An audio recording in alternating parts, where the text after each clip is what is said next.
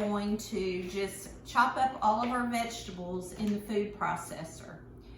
And so I'm not going to bore you with chopping up all of these vegetables because there's tons of them.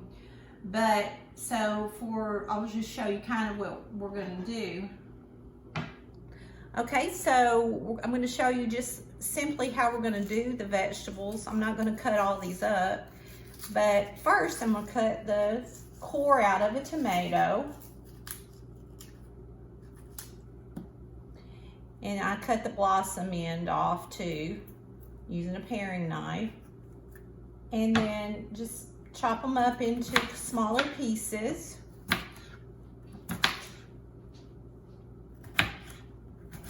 And then you're going to run them through your food processor.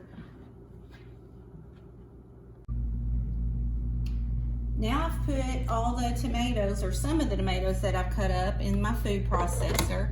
And I'm just going to lock the lid on.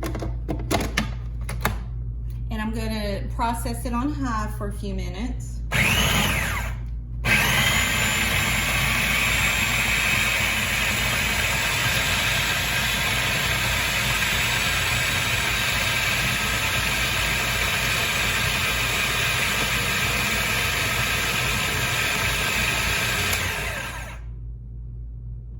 Turned it off. I'm going to keep pulsing it until I get the desired outcome, and then I'll be back in a few minutes and show you what it should look like. This is the consistency. It looks like wet coleslaw, but as I'm stirring around, I see that there's some bigger pieces, so I'm going to put those back into my food processor for my next round. And I'm going to do all the tomatoes, and then I'll show you the green peppers. Okay. Now we're going to do our bell peppers, and I usually just do mine this way, just kind of go around the sides, and then you don't have to necessarily pour them. Have to take out what little is inside there. You don't have as many seeds to deal with, and then you could just throw that piece away. Just make sure you get the ribs out.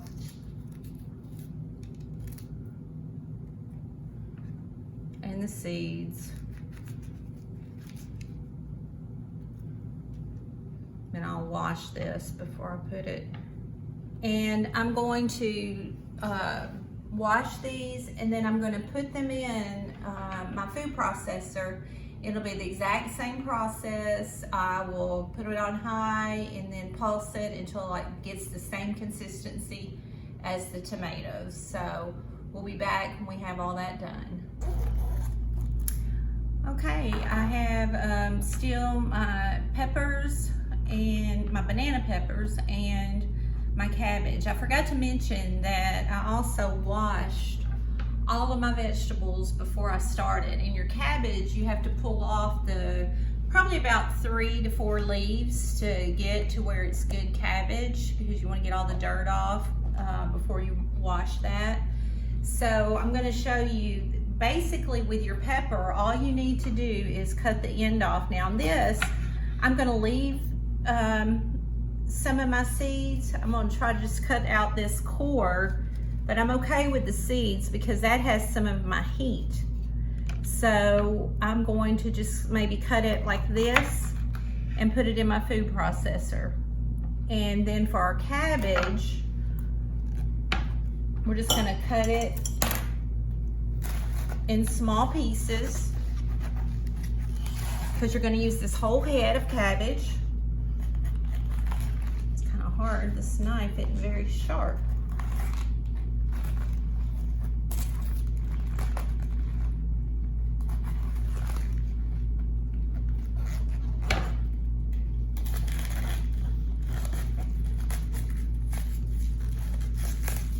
And so I'm just going to take and cut it up to about that size. And I'm going to put all of that in the food processor. And once I get all of it milled up or cut up in the food processor, I will show you another picture of the what it should look like, the consistency of it.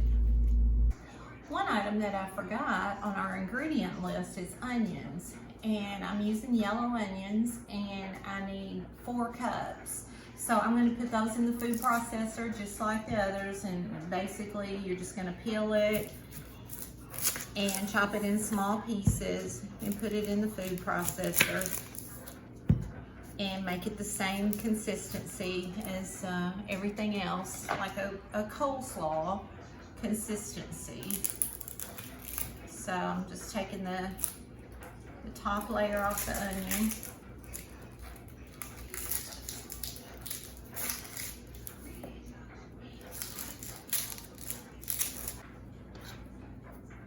Now. Once you get the top layer off, then I'm just going to cut it into small pieces and just put it in the food processor like we did everything else. And we'll add it into our mixture. And then once you get them chopped up, you need 4 cups of onions to go in with everything else. I've mixed all of my vegetables together now in this, you see it's kind of a large container, and this is the consistency of it. I might have chopped mine just a little bit too fine using a food processor, because I know that Kenny's grandmother chopped hers with just a knife. But with all the modern conveniences, I just felt like it was easier to use the food processor because that's a lot of chopping. But the only thing we do now is we add in 1/2 cup of, this is pink Himalayan salt. Again, the recipe calls for canning salt, but I actually did a search to find out if there was something I could substitute since my grocery didn't have canning salt. And it said that any sea salt would work as long as it's all natural. And so this is pink Himalayan. And I'm just going to sprinkle it all over that. And then I'm going to get a spoon and just stir it in.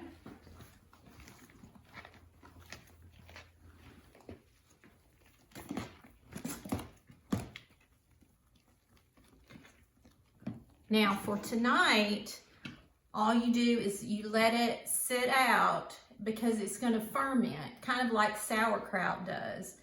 We're going to cover it with some saran wrap, and we're just going to let it sit here tonight. It said let it do that overnight, and then we're going to mix up a brine type or more of a vinegary juice that we will put over this tomorrow. We will drain it, and then we will put that vinegar on it, and then we'll put it into jars tomorrow. Hey y'all, it's the next day, and our mixture has been marinating overnight. Here's what it looks like. And you see how much it makes. It makes a good amount. Now, what we're going to need to do is drain it. And if you see this colander, we're renting this place while we're building our house, and so this is the only colander I have. It's a little thick, the holes are a little big, so I was afraid it might, some of the ingredients might run through there. So I'm going to line that with a paper towel, and then I'm going to pour it in the sink. I'll meet you back at the sink in just a minute. We're at the sink now, and I'm going to drain this through the colander.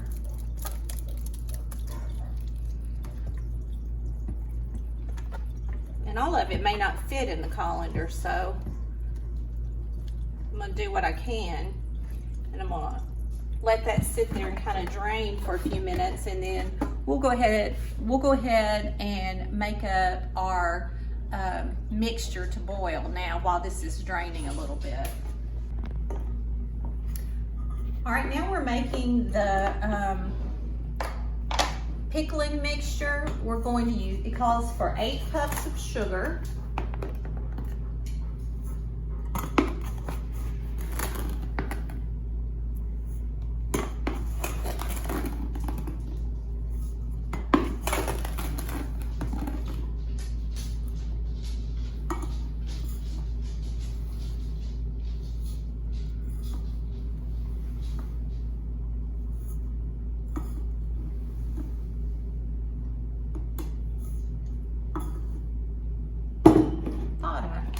need some more sugar.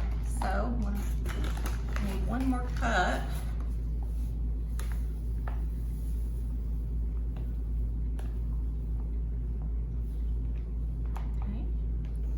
Okay, that's my last cup of sugar. Now it says a half a tablespoon of celery seed.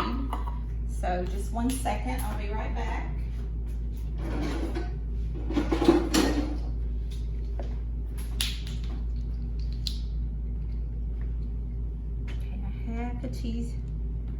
Half a tablespoon of celery seed. Okay.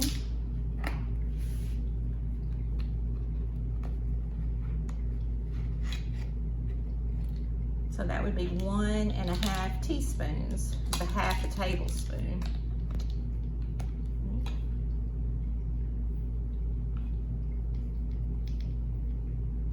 A little too much there. Then 2 tablespoons of mustard seed.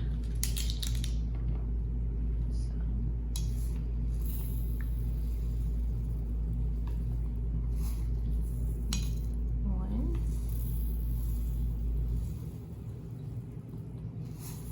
2, and 1½ teaspoons of turmeric.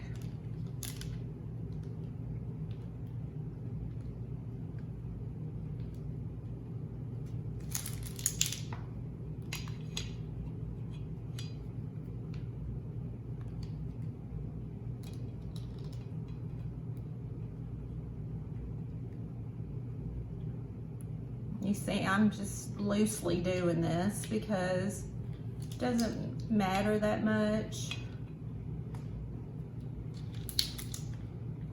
There we go. All right, and then 4 cups of apple cider vinegar.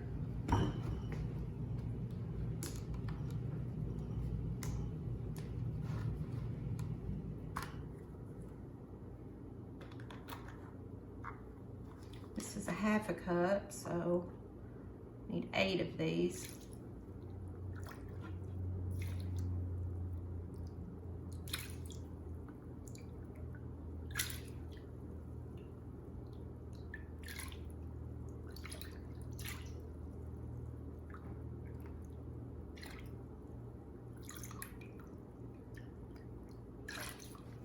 Okay, then it says 2 cups of water, so I'll go back over to the sink in a few minutes and put my 2 cups of water, and then I'll meet you at the stove. Okay, we're at the stove now, and I've got all of my ingredients in here, and if Kenny can just show you what it kind of looks like. And all we're doing right now is we are just warming this to get all the sugar dissolved. And once all the sugar's dissolved, we're going to pour this back over our vegetables. So we'll be back in just a minute and show you after we've got this poured on our vegetables. Got the mixture just to let the sugar dissolve, and then I brought it back over and poured it on the vegetables after they had drained. Now it took me 2 colanders to drain my vegetables, but now this is what our mixture looks like. Now we have another kind of problem living in this rental place because it was fully furnished and our stuff is in storage. The recipe calls for us putting this on the stove and boiling it for 3 minutes, but we don't have a big enough pan, so I'm going to have to do it in 2 batches. So I'll just show you 1 batch of it, but know that I'm only doing 1 batch at a time. There's more than that, and I'll let you know how much it makes at the end. Okay, I'm back at the stove, and I'm just using the same pan I used for the liquid, since I don't have a big enough pan anyway, and it is kind of splattering, which is not very good. So I'm gonna put about that much in there, and I'm gonna move it back to the bigger stove burner, and I've got to bring it to a boil, and then let it boil for 3 minutes. Now, in this pan, I have some lid tops, some canning lid tops. I'm just heating those up so that kind of sterilize them. And then once I put this in the jars, I'm going to seal the jars. So I'm going to wait until this boils, and then we're going to boil it for 3 minutes. Okay, if Kenny's going to bring the camera over here, and you can see that it's starting to get some boil to it.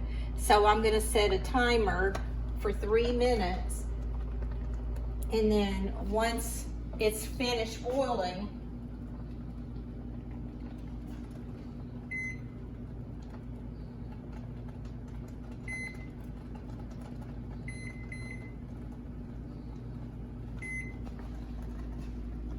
once that goes off, then we'll be ready to put it in the jars. Okay, my timer just went off, so I'm going to move it off of the stove that's hot. And at this point, all I need to do is jar it up, so to speak. Be real careful with this because it's extremely hot. I just use a cup. Kind of makes it easier to go in there.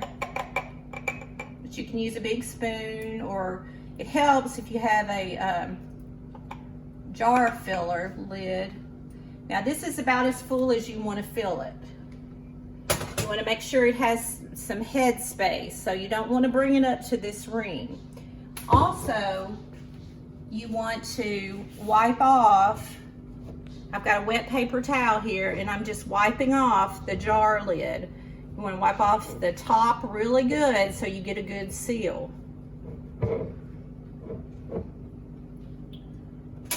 And then I'm taking one of my lids that's in the hot water, and I'm just putting that on top, and I'm getting a ring, and I'm going to screw that on there. And then basically that's all the recipe says do. You could do a water bath can if you wanted to, where you put it down in water and boil it for several minutes and then take it back out, the full jars. This recipe didn't call for that, but that is another option. This is our final product. You can see what it looks like. We got 12 pints. Now, we do have about this much left in the pan, which is probably about 2 more pints, so we'll get some more jars tomorrow. But we also wanted to kind of taste it. So, Kenny, you want to taste it first? I'll go ahead. Okay. Now, remember, we haven't had this in probably 10 years or more.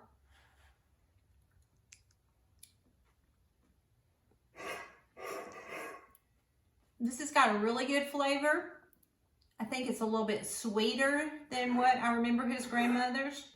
And I think it would need a little more cabbage and maybe some more hot pepper, banana peppers too. Okay, Kenny, you come try. Man, I know this is gonna be good. I can't wait to have it on some black-eyed peas or some beans and cornbread. But let's see.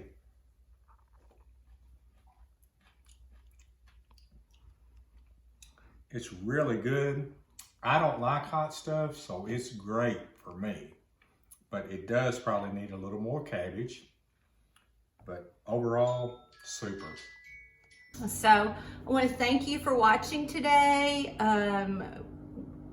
We appreciate your support. If you'll just hit that like button and subscribe. We like helping you solve life's little problems. Y'all have a great day. Thank you.